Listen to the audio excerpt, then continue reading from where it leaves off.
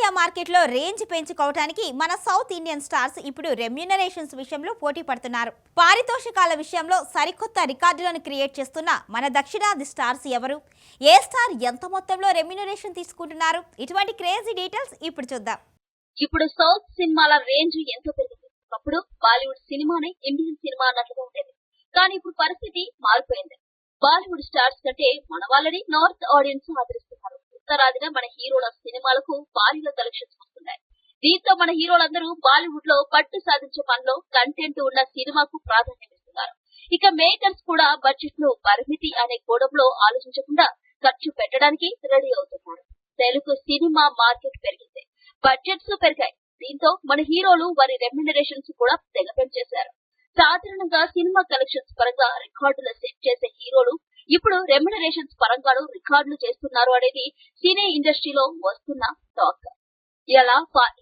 అలా పారితోషికాల పరంగా records create చేస్తున్న మన హీరోలు ఎవరెవరు అనేది ఇప్పుడు మనం చూద్దాం.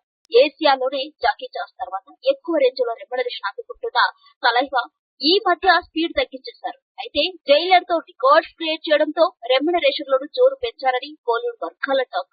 ఒక్క సినిమాకు 175 కోట్ల రూపాయలు ఛార్జ్ చేస్తున్నారని వినిపిస్తుందట. ఇక సౌత్ లో కోలీవుడ్ కి చెందిన అగ్ర హీరో దళపతి విజయ్దే నెంబర్ 1 స్థానం అని చెప్పాలి. ఎందుకంటే విశ్వసనీయ వర్గాల సమాచారం మేరకు ఆయన గోడ్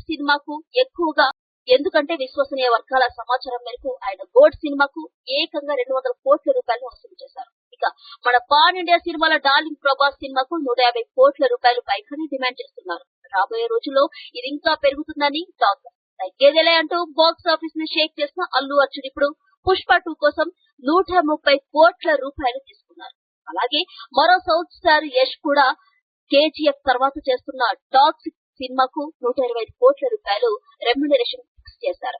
ఇలా RRR తర్వాత ఇటు రామ్ చరణ్ అటు ఎన్టీఆర్ కూడా ఇద్దరు తమ పారితోషికాలను బాగానే పెంచేశారు. ఇద్దరు ఒక్కో సినిమాకు ఇప్పుడు 120 కోట్ల రూపాయలకు పైగానే కావాలంటున్నారు. ఇక పవన్ కళ్యాణ్ అయితే రోజుకు 2.5 నుంచి 3 కోట్ల రూపాయలు డిమాండ్ చేస్తే నిర్మాతలు చెల్లించినట్లు కూడా సమాచారం. ఇక గ్రూప్ లో చేరబోయే సౌత్ స్టార్స్ ఇంకెవరో చూడాలి మరి.